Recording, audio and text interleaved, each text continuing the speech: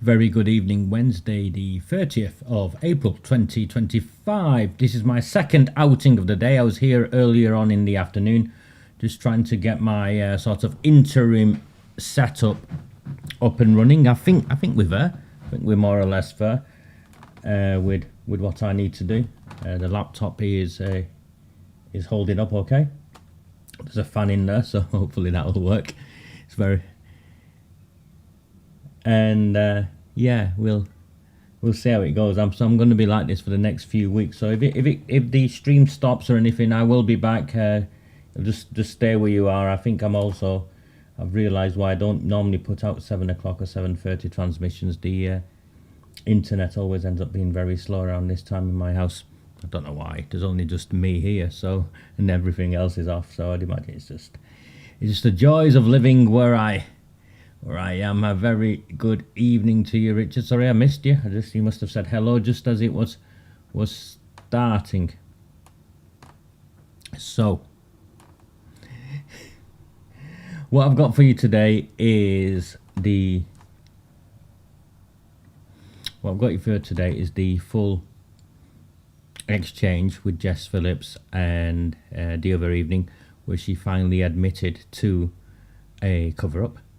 This is the first time a government minister has admitted to a cover-up. Remember when we started this 6 years ago, it was all barefaced lies, and as though we were to blame for causing racial whatever it was. But here we are 6 months later, and we're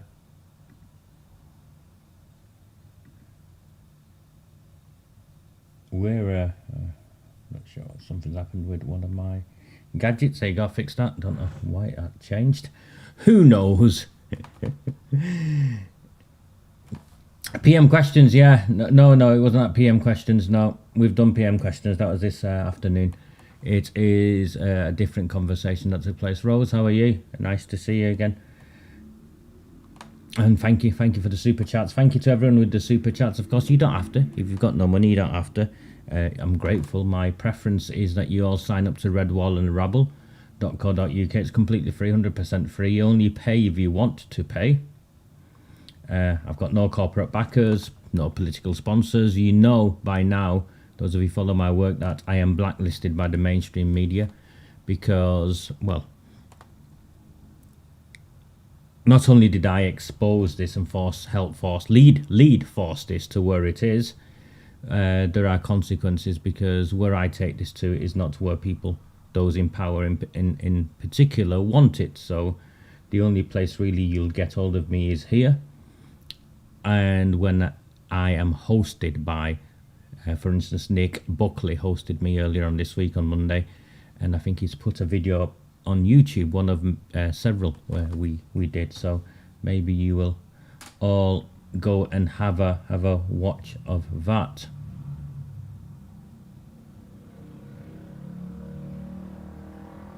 I can read your super chat for you if that's what you want me to do, Rosie. I did put it up. No local inquiries, no to marking your own homework. Andy Burnham only is on board because he knows it will go nowhere on the arrests of elites involved. I don't disagree with that. Rose, he's the police and crime commissioner, and his police force have repeatedly had me falsely arrested and attempted to maliciously prosecute me with fabricated evidence to stop me from campaigning. So it's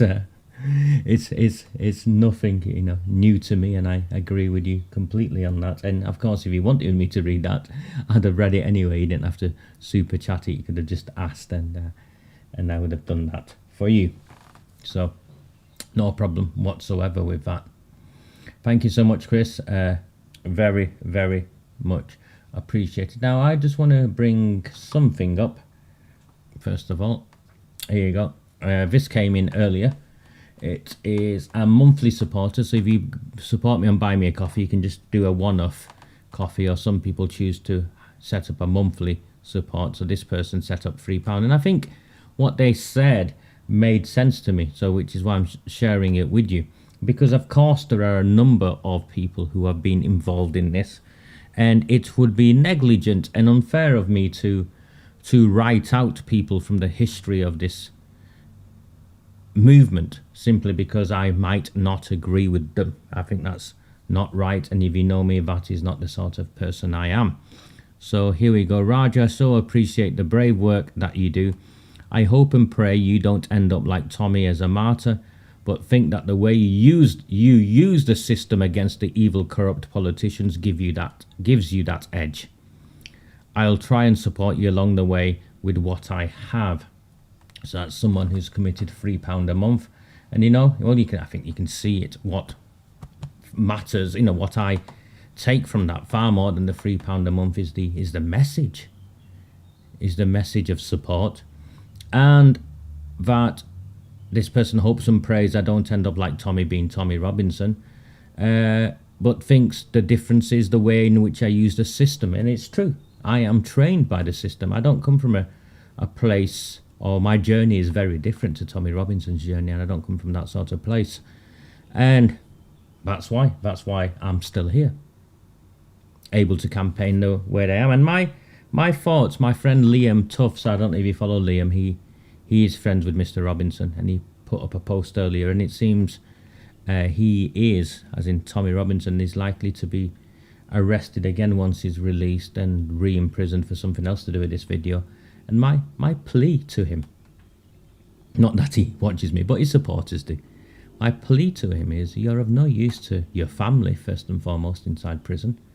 You're of no use to those who look to you for leadership. The video you've put out there has done all the damage that it could have done, I think. And honestly, sir,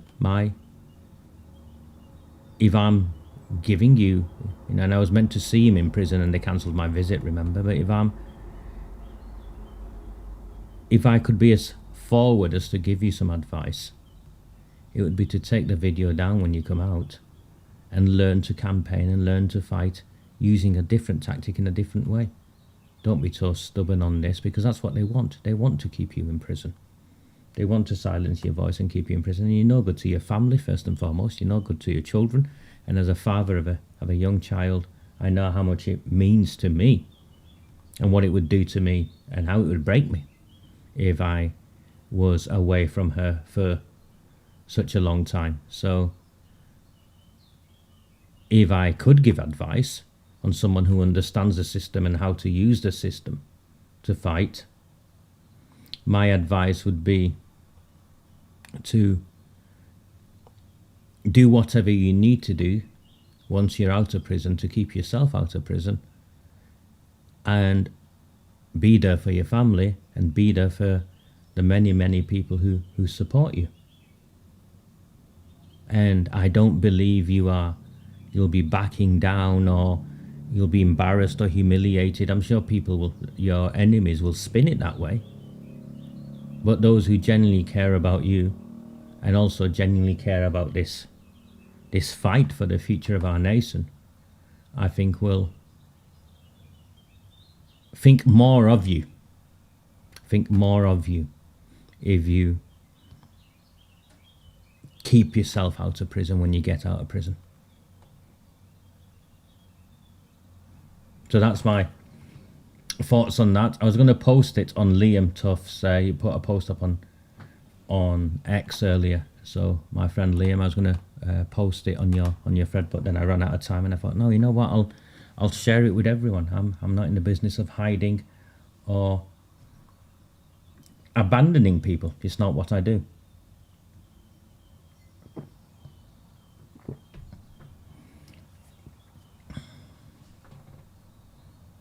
I'm going to play the Jess Phillips video. It's 45 minutes long, but I'm going to forward it, rewind it, all of that, and we'll talk.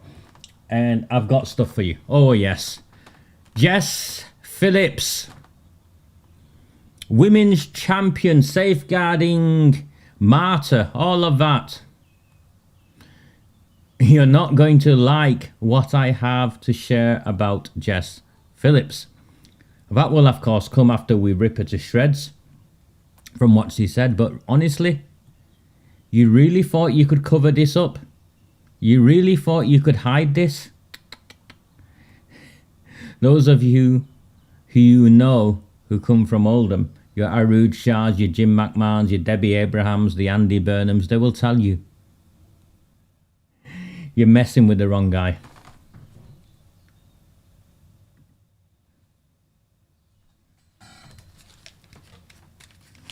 Question, Shadow Secretary of State Criswell. Thank you, Mr. Speaker. And I'm just on the bottom of this screen. As you can see, I'm going to take myself off in a second. But please, please do like, please share. There's very few likes here compared to the number of people who are watching. Please like, please share. And if you can, please, please sign up to Red Wall and the Rebel. It makes a massive, massive difference to me. Even if you signed up for free, it makes a massive difference to me. Our numbers are really low in the context of the fight we're leading. So whatever help you can provide, I will gratefully receive. Thank you. To ask the Home Secretary to make a statement on the child rape gang scandal. Minister. Thank you, Mr. Speaker. The Shadow Home Secretary was away when I updated the House on the Government's response to the independent national inquiry into child sexual abuse and on the action we are taking to investigate and tackle child grooming gangs across the country. As I have said many times, people up and down this country are understandably horrified by the appalling crimes committed by despicable grooming gangs. Children subjected to the most unthinkable sexual violence, frontline services, local authorities, elected politicians turned away or even blamed the children rather than their rapists. I know this because I speak to victims week in, week out, and have done for decades. This government is determined to get to the truth of both historic and current grooming gangs, to ensure perpetrators are punished and to deliver justice and accountability for victims and survivors. That is why we are pressing ahead with key recommendations of the independent inquiry, including the mandatory duty to report. Baroness Casey, who conducted a no-holds-barred review into grooming gangs offending in Rotherham, is currently overseeing a national audit on group-based child sexual exploitation and abuse. The audit will identify what further work is needed. It is looking at the scale, nature and profile of group-based abuse, including the characteristics of offenders. It will conclude in the coming weeks, and I have already committed to publishing the findings. The Home Secretary and I have always been clear that the first priority in tackling this heinous offending is getting perpetrators behind bars and getting justice for the victims and survivors. That is why all police forces in England and Wales have been asked to review historic grooming gangs investigations that were closed with no further action, and to pursue new lines of inquiry and reopen investigations where appropriate. We are also going further than ever before to support local areas to hold independent local inquiries, which can drive action and accountability at a local level. That is what inquiries in Telford, Manchester and Rotherham have delivered effectively, and that is the approach we would like to see rolled out elsewhere. In January, we said we would support 5 local inquiries. We are moving ahead with that commitment and have confirmed that funding will be made available to Oldham Council as part of this work. We are currently working with a range of experts to develop a best practice local inquiries framework so that local areas that conduct inquiries do so in a way that actually delivers justice, accountability and truth, commanding the support of victims and survivors. The focus is on delivering meaningful, tangible change for victims and survivors. That means delivering on key recommendations of Professor Jay's national inquiry. It means getting perpetrators behind bars and, most importantly of all, protecting children today. Thank you, Mr. Speaker. The whole nation is shocked by the rape gang scandal. Thousands of young teenage girls systematically raped over years by men of predominantly Pakistani heritage. Girls like Jane, who was repeatedly gang raped at the age of just 12. The police found her being abused by an illegal immigrant. But instead of arresting the illegal immigrant, they arrested her. That is sick.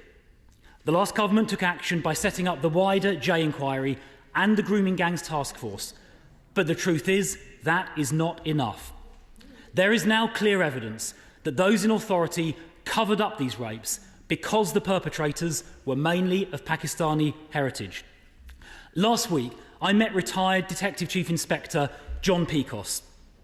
In Bradford, he witnessed the abuse of a young girl in a car, but he was then instructed by a Chief Superintendent to drop the matter to avoid antagonising Bradford's Muslim community. Covering up the rape of young girls for that reason is one of the most immoral things I have ever heard. Yet not a single person, not one, has ever been held to account for these cover-ups. That is why we need a national statutory public inquiry which can compel production of evidence.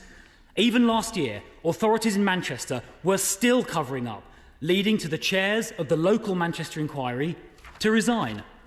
5 local inquiries, which can't compel the production of evidence, just won't do. 50 towns are affected, not 5. And Bradford, where some of the worst abuse occurred, is refusing to cooperate with any inquiry at all. So there won't be an inquiry in Bradford because their council is refusing to participate. Now, Mr. Speaker, the Home Secretary promised on the 16th of January that Baroness Casey would complete a rapid audit within 3 months. Well, 3 months has now passed and we have heard nothing whatsoever. Almost there. The government said there would be 5 local inquiries, but we know nothing about 4 of them, and the man charged with setting them up, Tom Crowther, said to the Home Affairs Committee on the 1st of this month that he had been sidelined by the minister over there and, quote, did not know what was going on. Now, finally, Mr. Speaker, I recently met Marlon West, whose daughter was trafficked, abused and raped by mainly Asian men, including in Bradford. He said this government should be ashamed of themselves and they should hold a national inquiry. Jane, who was trafficked and gang raped at 12, also wants a statutory national inquiry. Labour Mayor Andy Burnham, Harriet Harman and the Labour MP for Rotherham all agree. So will the Minister do what they and Marlon and Jane are all begging for and hold that national inquiry so those who covered up that scandal are at last held to account? Yeah.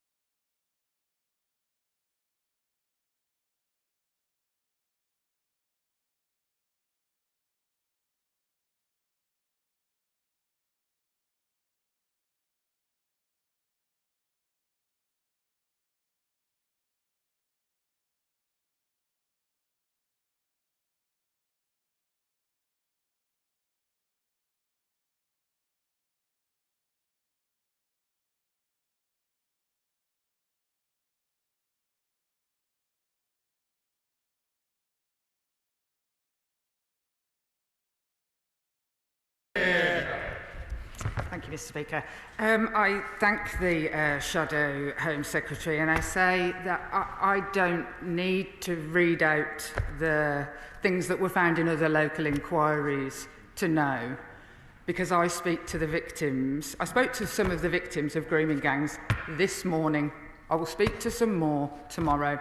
I have spoken to them from Oxford, from Birmingham, from Rochdale, from Rotherham, from Oldham.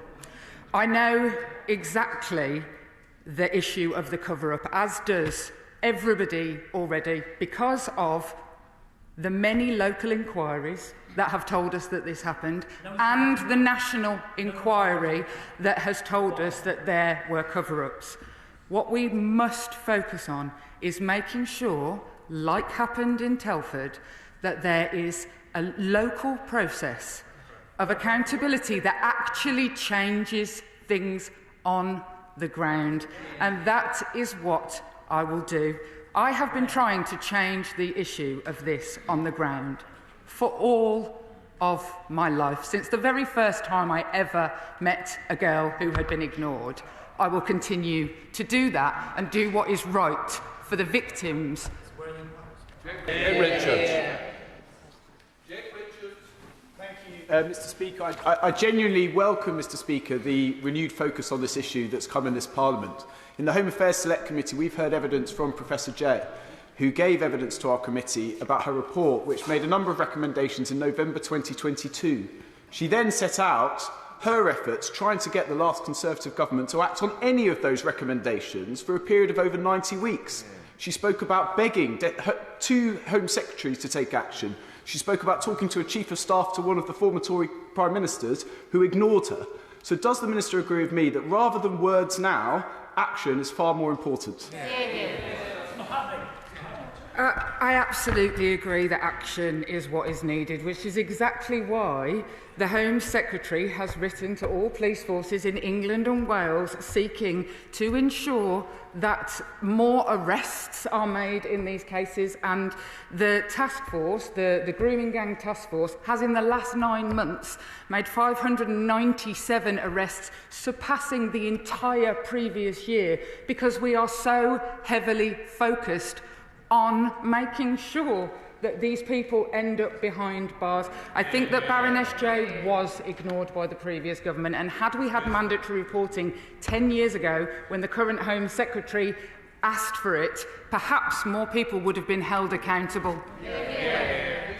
Liberal Democrat spokesperson. Very much, Mr. Speaker. No child should ever endure sexual exploitation or abuse. Such horrific and unacceptable crimes must have no place in our society. Victims and survivors of these crimes must be at the centre of our thoughts whenever we discuss these matters.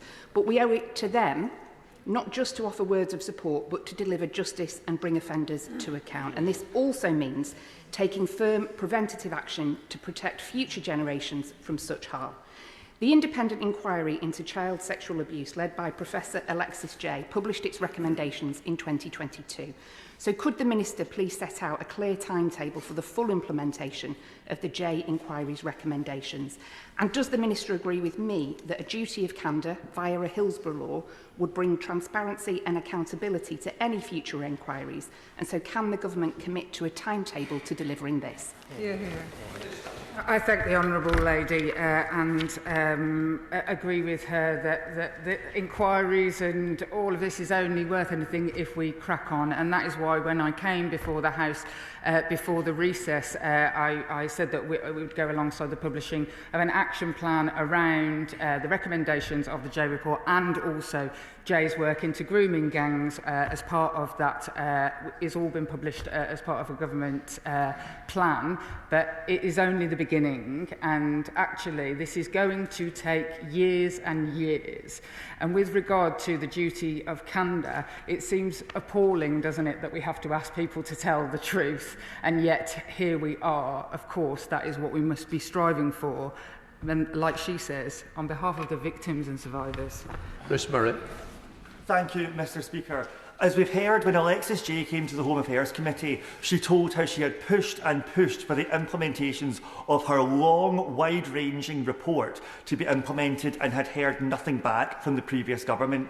So I welcome this urgent question today, because this issue requires an urgency we did not see from the previous government. As someone who has worked on protecting the victims of child trafficking, I know we need local responses, but there is an element for a national coordination. Before recess, the Minister announced the creation of the Child Protection Authority. Can she tell us more about the remit and the role that that organisation will have in ensuring that nationwide we clamp down on this horrific crime? Yes, so as was outlined in Professor Alexis Jay, report, that the need for an overarching authority to ensure accountability across the child protection system was made very clear. And so, as we roll out with the new authority, we are consulting with many experts about exactly what that needs to look like, and ensuring that we get the very, very best possible. Because I am sick of hearing lessons learned in a serious case review about a child rape or a child rape gang or a child death. There needs to be genuine accountability, and things need to change. Committee, Karen Bradley. Thank you very much, Mr. Speaker. I agree with the Minister that this has to be victim-centred and that we must put victims at the heart of everything we do. Could she provide more information about when we will know about the remaining 4 locations, and also what will she do to ensure that councils that are reluctant to be part of this are compelled to do so? I thank the honourable lady, and whilst we have committed to 5, I expect to actually go further, and I'll answer the question of when, and the framework for what local authorities will be tasked with will be released later in May, and as will Baroness Casey's review, which I have committed to publishing.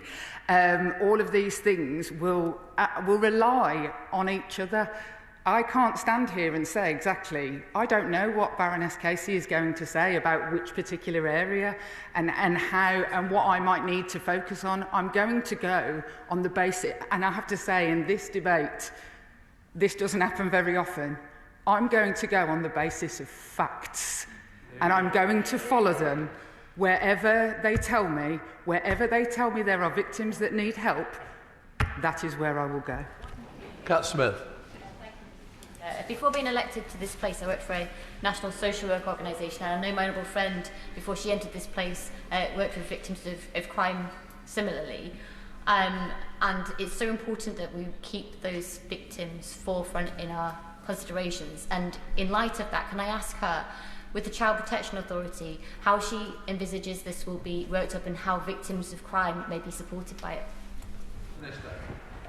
I thank the honourable lady, and what I hear from victims of crime who I speak to and have worked with for many years, as she points out, is that what they fundamentally want is that they don't want the things that happen to them to happen to children today. That's more than anything, more than they want any sort of justice, actually.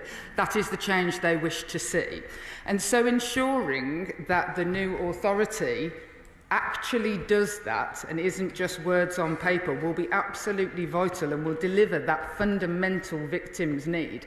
And we will make sure that when we say we're consulting with experts around the Child Protection Authority, organisations like the NSPCC, who have panels of specialist victims groups who assist them in their work, will be part of that.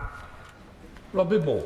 Mr. Speaker, in February, a brave group of victims and a leading child abuse lawyer wrote to the Home Secretary warning her that the rape gang scandal across the Bradford district is likely to be one of the most significant of its kind in the UK, and that leaders at Bradford are literally deliberately seeking to avoid the commissioning of an in-depth inquiry for fear of unearthing a very significant problem.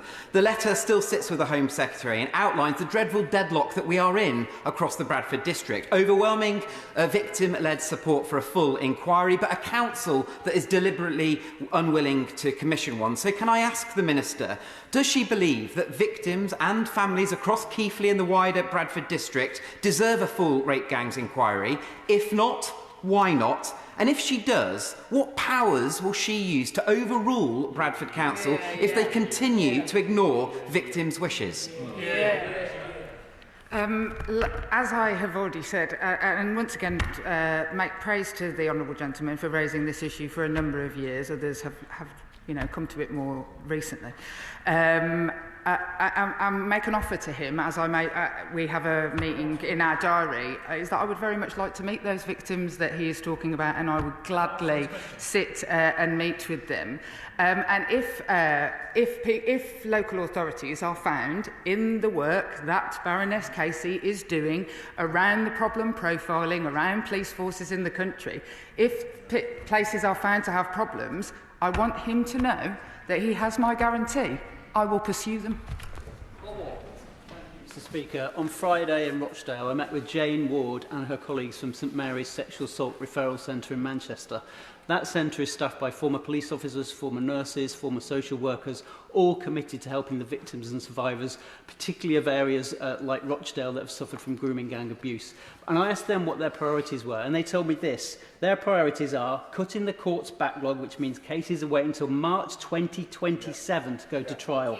They want longer-term funding commitments to help groups like theirs, and they want a wider recognition that most sexual abuse and child rape is perpetrated not by strangers, but by family and friends. Does my honourable friend agree that those should be our priorities too? I absolutely agree with every one of those asks of the organisation, the Sexual Assault Referral Centre in Rochdale, and I am working very closely with my colleague from the Ministry of Justice to try and do all of those things. And unfortunately, you can't mend a very, very broken system overnight. But I do think, Mr. Speaker, it is very important for me to say here that it is horrible. The cases of grooming gangs that I have come across are some of the worst I have ever seen. And yet, I think that sometimes we do forget how harrowing it is for children who have been raped by their fathers, raped by stepfathers, raped by people in children's institutions. And there is no hierarchy, they all deserve our absolute love, care and our dedication to making action for them. Thank you, Mr. Speaker. Thousands of young, white, British working class girls have been raped, tortured and abused by Pakistani grooming gangs, and yet this minister here refuses to support a full national public inquiry. And what I want to know is, Mr. Speaker, is she part of the cover-up?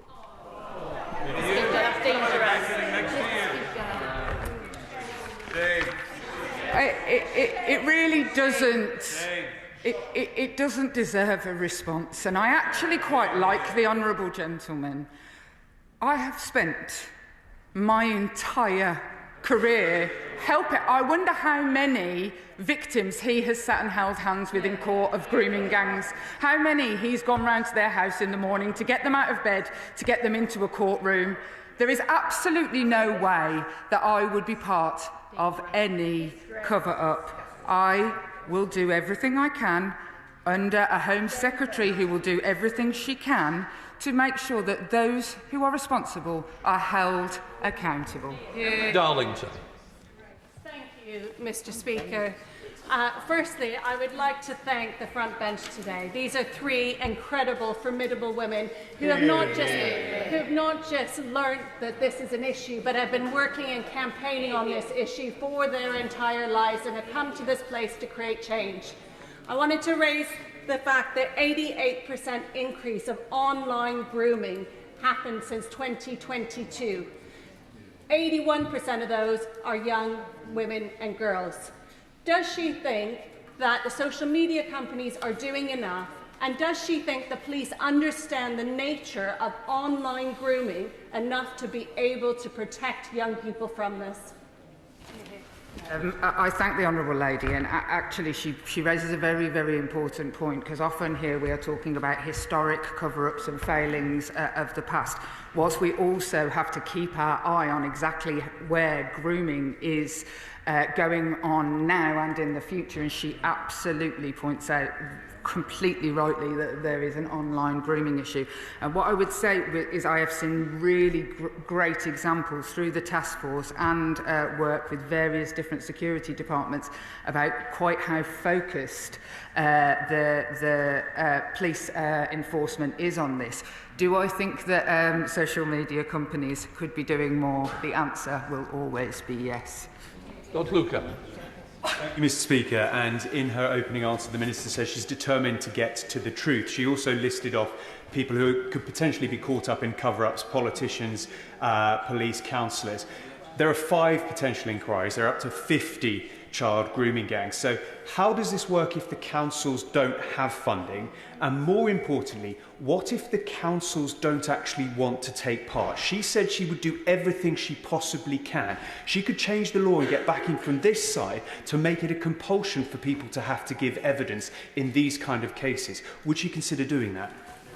As I said, I will consider the situation as it unfolds. But what I would say with the amount of money that this government is allocating to do local inquiries is that was, and from a sedentary position, the Shadow Home Secretary says it's not enough, but it is millions more than the zero that the previous government allocated.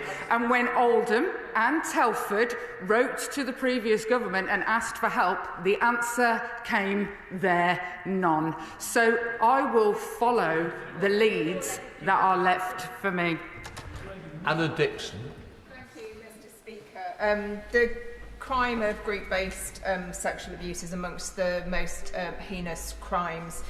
Our priority must always be to listen to victims and survivors. I recently attended an event organised by West Yorkshire's Mayor Tracy Braben and the Deputy Mayor and Police Commissioner Alison Lowe, where I had the opportunity to meet victims and survivors, as well as fantastic organisations such as Rape Crisis Bradford.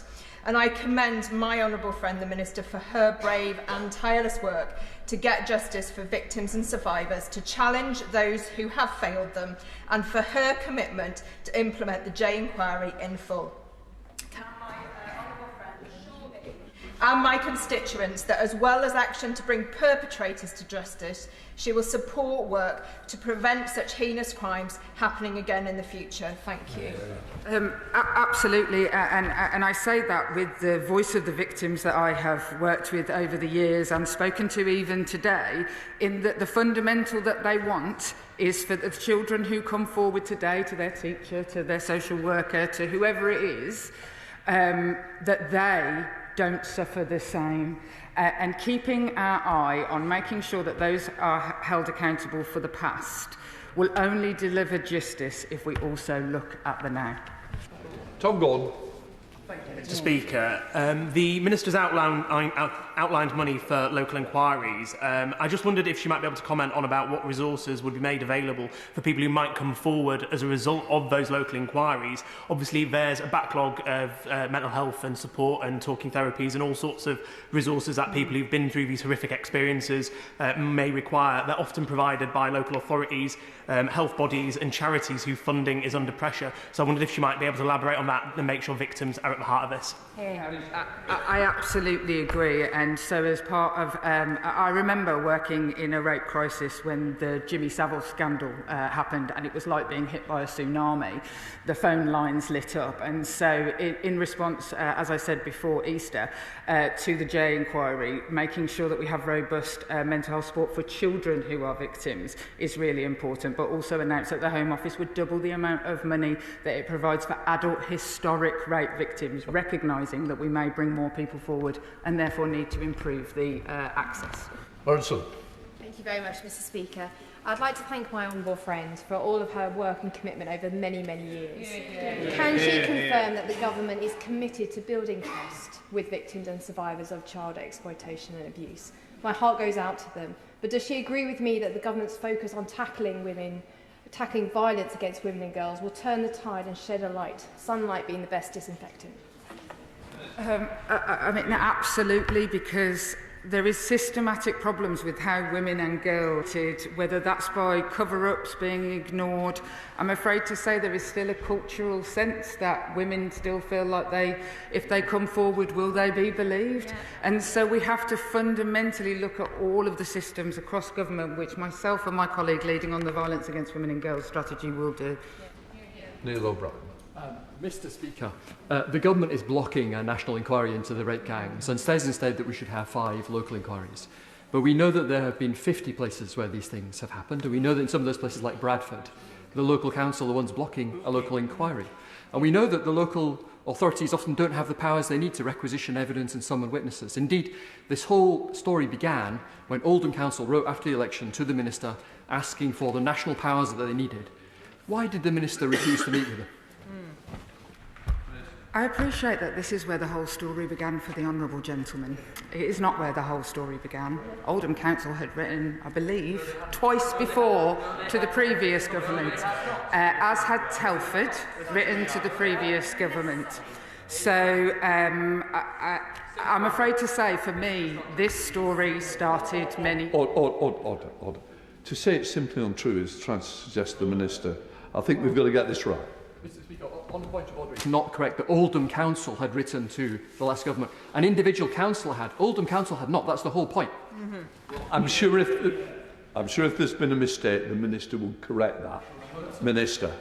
I will check the record and make sure, but what I am absolutely certain of is the number of times that Telford Council wrote and asked.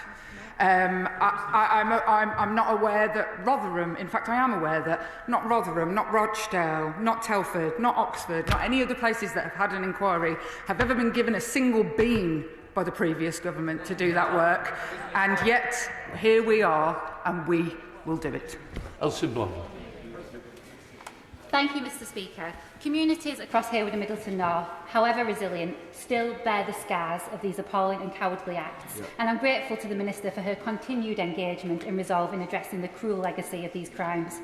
What steps are being taken by her department to learn from the healthcare practitioners, support workers and others who were active at the time of these crimes and initial inquiries to make sure they can provide their insights and expertise to inform the commendable present-day efforts to secure justice for the women and girls? Thank you, and I commend her work, and I know that she is coming to see me with some of those healthcare workers, a woman, Sarah Robotham, who I know well, who working in sexual health services was one of the whistleblowers in the Rochdale case. We absolutely need to make sure, as we make progress, that we are listening to anybody who interacts with children and that people have space to come forward and speak up. The mandatory duty to report will go some way, but absolutely changing the culture of ensuring that people are listened to and heard, and in the health setting they know this better than in most, is definitely something we will be learning. Rupert Lowe. Thank you, Mr. Speaker. Despite multiple promises of inquiries from political parties across this House, it seems that the only operational investigation will be the rape gang inquiry, which I have privately launched. It's garnered cross-party support, and I implore MPs from any political persuasion to align with our cause. Will the Minister today commit to engaging in a cooperative manner with the investigation and make herself available to answer questions from our expert panel? What I would say to the honourable gentleman is that I delight in his interest in this, and what I would say to every single member in this House is that I will work with absolutely anybody to make this better, I'm more than happy to meet with him and talk about any level of cooperation, because if people are genuinely here to try and stop the grooming gangs in this country, I am genuinely here to help. Adam Thompson. Deputy Speaker, the Minister has kindly confirmed today that the Casey review will be published in May. Can I first welcome that? But could I ask, could she elaborate on whether she expects the review, given that it's going to explain the next stages of the process, while it obviously cannot include, while she obviously cannot preface the review, can she explain whether she expects it to include a framework for conducting the local inquiries? I thank my honourable friend. No, I absolutely don't expect it to do that. What Baroness Casey is seeking to do is an audit on the problem profiles around the country and looking at exactly where the data does exist, doesn't exist, where there are failings, and it was intended to be a rapid audit. The framework for good local inquiries is being worked on by a series of experts, including Tom Crowther and people like Alexis Jay, and the fund that local authorities can apply to will also be published by the end of May. Richard Holden. Thank you very much indeed, Madam Deputy Speaker. I'm sure that the Minister shares my concerns that to date no one has been convicted of covering up the horrendous crimes, including sexual abuse and gang rape. What is the plan to ensure that people are held to account? Because it's quite clear, as the Minister said in her early remarks, that these cover-ups have perpetuated these crimes, not just historically, but actually through, potentially through crimes which are continuing to happen to this very day.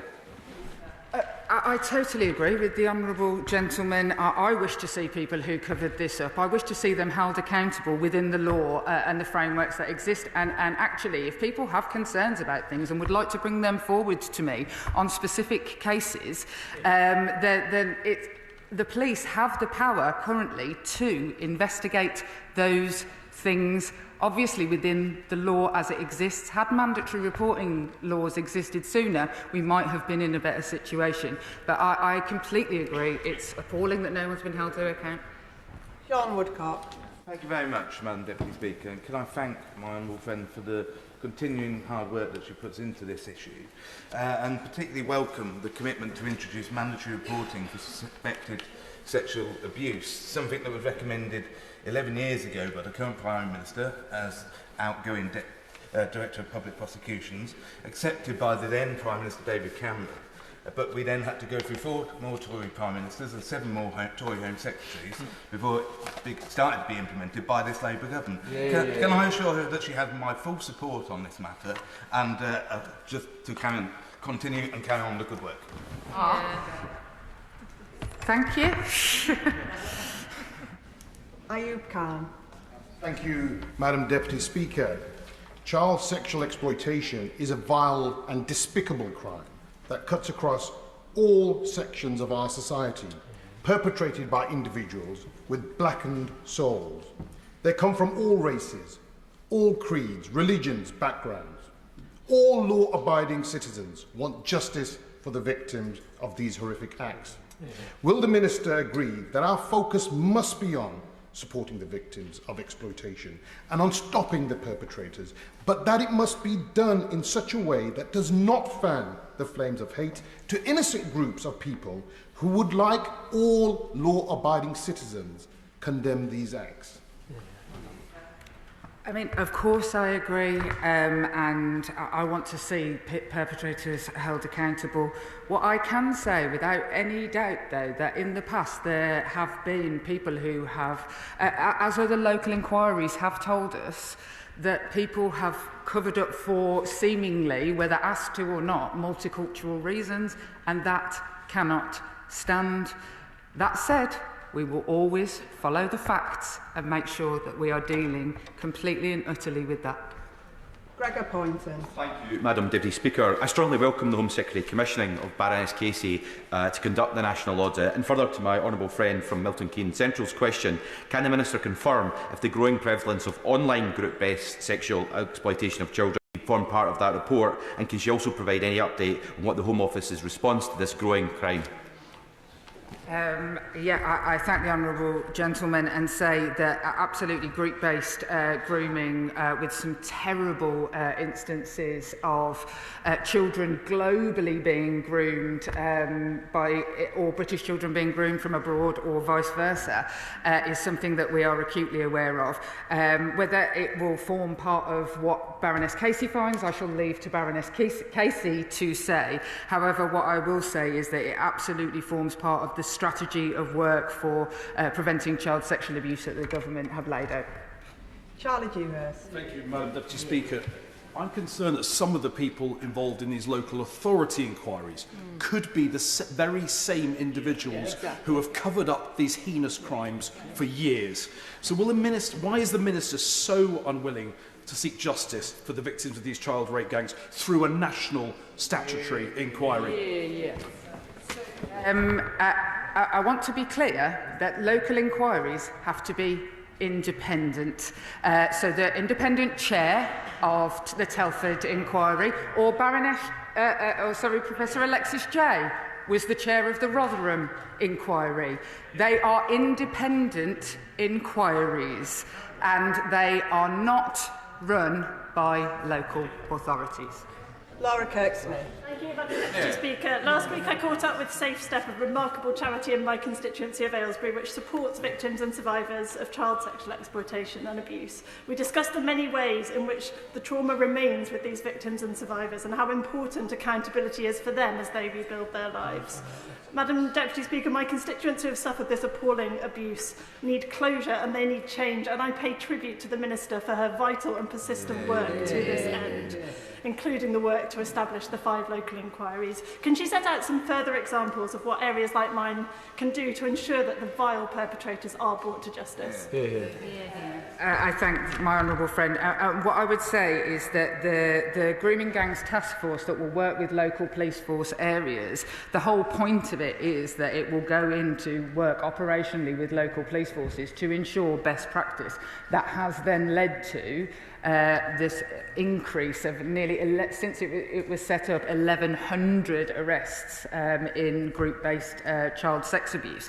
And so there is a huge amount of resource in that centre, and I would encourage local areas and local police forces always to be working with them. Jim Allister. Madam Deputy Speaker, surely there's something fundamentally flawed with the process of local inquiries if the option of holding the inquiry rests with the defaulting authorities. And isn't there equally something out of kilter with the government's approach to public inquiries, when at this moment it's about to spend up to tens of millions of pounds on a public inquiry to meet the political demands of the Finucane family, but denies a national inquiry to this national scandal of child rape gangs? I thank the honourable gentleman. I won't answer the point that I think strays slightly from this particular urgent question, but what I will say is I wonder if he has read the 200-page document of the National Inquiry into Group-Based Child Sexual Abuse that already exists and had statutory powers. And if not, or I say to anyone in the House, I would really, really encourage people to do that. Katrina Murray. Thank you, Madam Deputy Speaker, and I thank my honourable friend for the responses to questions. As has often been said in this chamber, child sexual abuse happens across all sectors of society, to girls and to boys, and there is no hierarchy in victims. As the Minister has already said, that every single one of those young people comes into contact with professionals on a daily basis who have got the power to change their lives for the better. Can she outline what work's being done in advance of the mandatory reporting to work with the professional bodies who register those professionals to ensure that this can happen? I do, and I thank the honourable lady for mentioning boys and giving me the opportunity, because I made a promise to one of the Oldham victims when I met her that I would always say that this was grooming gangs was a thing that could happen to boys and girls, because it was her son who had lost his life, and so I thank her for allowing me to do that. What I would say in preparation, that there will be a delay to the rolling out of mandatory reporting, exactly because making sure that the guidance and the regulation that sits behind it and the training that will have to be put in place, not so much necessarily for social workers, etc., who have that sort of training, but we are talking about sports coaches, volunteers. There is huge numbers of institutions that work with children, and getting this right rather than rushing it is the most important thing. Sir Ashley Fox. Madam Deputy Speaker, my constituents are horrified by the government's failure to order a national inquiry into the child rape gang scandal. Does the Minister share the concerns raised by Sir Trevor Phillips that the decisions made by the government appear to be obviously political and designed to avoid offending Muslim voters of Pakistani origin? Agree with that. And what I would say is, politically, the easiest thing for me to have done in this situation would have been to capitulate. But I don't think it's the right thing to do. I believe from my years of work and speaking to the victims and working in Telford with those victims about what changed afterwards, I believe, genuinely, I wouldn't do it. I wouldn't stand here if I didn't believe it. And the idea that I am trying to protect something of myself, this process has brought, I have to say, it has not been protecting of me. And there's absolutely, it's frankly a disgraceful thing to say. James McMurdoch. Thank you, Madam Deputy Speaker. This is clearly a deeply distressing topic that affects the whole House, and I fully accept that the Minister is affected as much as anyone. That being said, it is not clear to me why we would not do absolutely everything within our power to get to the bottom of this, and that includes a full national inquiry and all the powers that come with it. So would you please explain to me why we won't have that and why you see us having that as capitulating? The reason I think that what we have laid out is better is because it is about taking action now in areas where it is needed. A national inquiry, which we already had, which took 7 years and wrote a 200-page dossier on group-based sexual abuse. There was a 200-page dossier specifically on that, and it took 2 years just to do that, and it made really good recommendations. I genuinely believe that the best thing for me to do is to crack on with doing those. Joy Morrissey. Thank you, Madam Deputy Speaker. Can the Minister provide assurances from the dispatch box as to how the government is going to compel councils like Bradford, who have refused to participate in this inquiry or in a local inquiry, and this may seem self-evident, but councils that are going to be liable for child protection, who are probably going to be found to be at fault, are probably not going to want to participate in a local inquiry. So that is why we're asking for a national inquiry. So please provide what the government is going to do to compel those councils to give evidence so that justice can be served for these victims. What I would say to the Honourable Lady is that I shall wait for the review being undertaken by Baroness Casey and what it tells me, and I will act on that. And the final question from the backbench is to Jim Shannon. Thank you, Madam Deputy Speaker. Can I thank the Minister very much for her honest answers. The Minister has spoken a number of times on this issue, and I thank her for her care in the matter.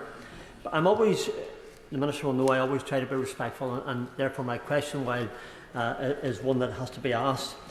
However, what remains clear is that there is a public perception that government is drawing a line under actions that simply do not deserve to be forgotten. In order to learn the lesson that these dreadful actions need to teach, I believe we need a full and open investigation, and government needs to and must pacify the general public. We have an obligation to society, and more so to the vulnerable of our society. So will the Minister confirm the investigation that the public and the members of the House believe the scale of these issues warrant? Thank you. I appreciate the honourable gentleman's desire to always be respectful, and I shall pay it back in kind and say that there is absolutely no way that the government wishes for the past to be forgotten, for a line to be drawn. That is absolutely the opposite of what I want. I want every single perpetrator rounded up and locked up. I want every single victim to feel supported, and I want everybody who covered it up to be held accountable for that. And because the chuntering of who doesn't always show respect, the Home Secretary, the Shadow Home Secretary, what I would say is the idea that people are held accountable by public inquiries is not the case. Nobody has gone to prison following the Hillsborough inquiry. Nobody, the blood inquiry. Anyone gone to prison? No. So be careful what you are promising.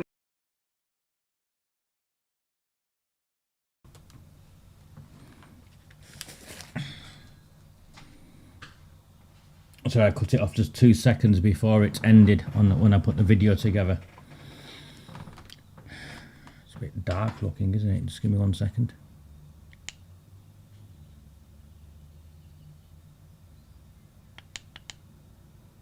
It's because I had it on lower whilst the sun was still out this afternoon. Oh, it can be moody, can't it? It can be a bit moody looking. I've written something that I'll read to you, is what I want to do, but I just want to pull something out first of all. That is a clearly uncomfortable minister, government minister. That is a minister under severe pressure. That is a minister who has been exposed lying there. Lying specifically on, directly lying on Oldham, when she talked about previous Oldham councils getting in touch with the Conservative government. That's a lie. She got called out for the lie, and she backtracked. So this is a minister on the brink. Her entire career is about to be destroyed as a consequence of this, because she built her career up by standing in Parliament and reading out the names of women who had been murdered by their partners. Admirable work. All of her admirable work. And yet here she is, on the first moment she's been tested. She refused a public inquiry into Oldham, first and foremost, and she also refused to meet with Oldham because she was too busy. All of that has come out. This is pressure. This is a direct pressure as a consequence of what we're doing, what you're doing, because the Conservative ministers who've suddenly latched onto this, the others who have latched on, they have done so because they are in touch with the mood of the nation. And the mood of the nation is horrified. And if I take anything from this, I am so relieved that the vast majority of people in this country now look beyond the nonsense of maintaining community relations and understand what this was about. As the Shadow Home Secretary said, there is clear evidence of the cover-up because the participants were of Pakistani heritage. They've arrested me for that, and now the Shadow Home Secretary is saying that.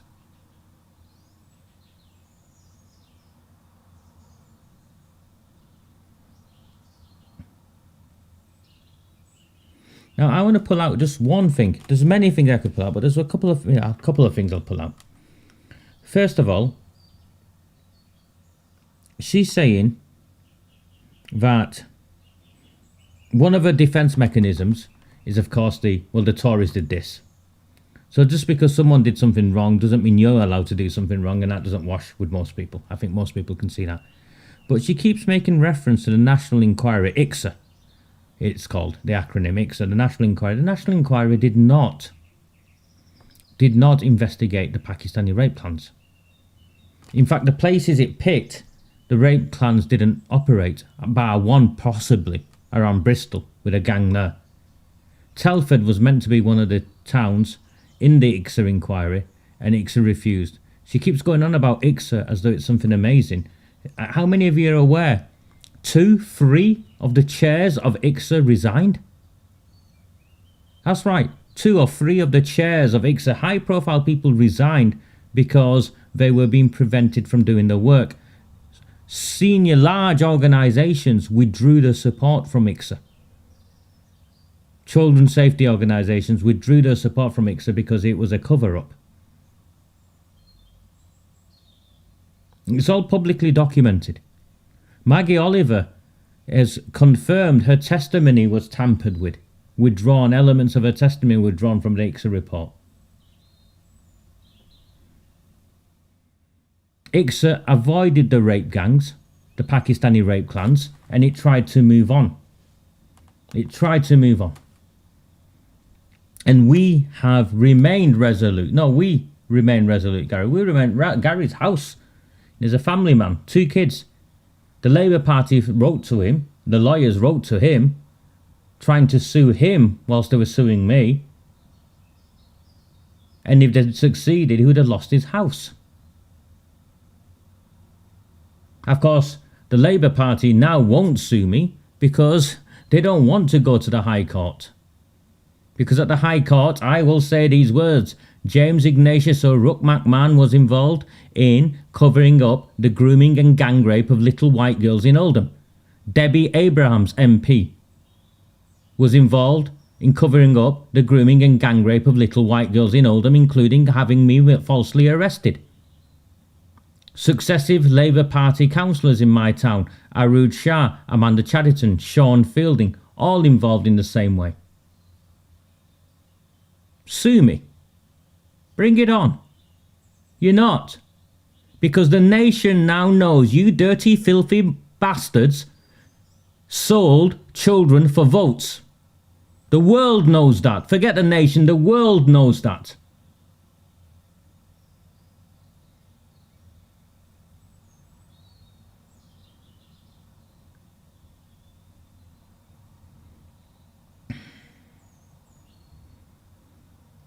Of course, we're not going to get where we need to go unless we maintain the pressure. And I'll tell you what's happening now, so you understand. I don't know how many of you are here with me, so you understand. There are moves being made nationally by the establishment to control this. And what they're trying to do is bring in what you would know as controlled opposition. So these are people who will take up the mantle of this campaign, sideline people such as myself, and pretend to lead it, and in the end nothing will change. I was expecting this, and I can now see it being played out. You need to be aware of it, and you need to remain resilient to it. And I'll let you decide what you watch at 9 o'clock, coming very soon. It's now on Channel 4. So go and watch that. And come back and speak to me. I'm going to come back tomorrow. I've got something to read to you. I've got something more to do.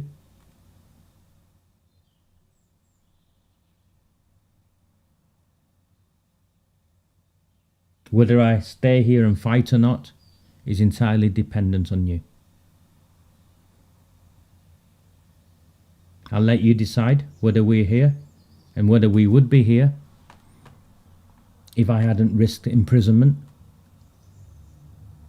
And I'll let you decide whether we're going to get to where we need to get to if the controlled opposition take over at this critical stage.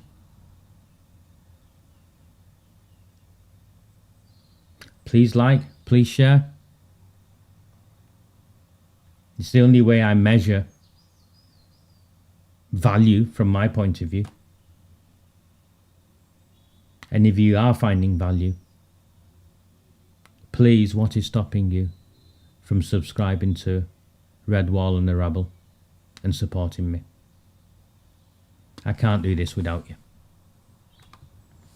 Do not fear them. Do not fear any of them.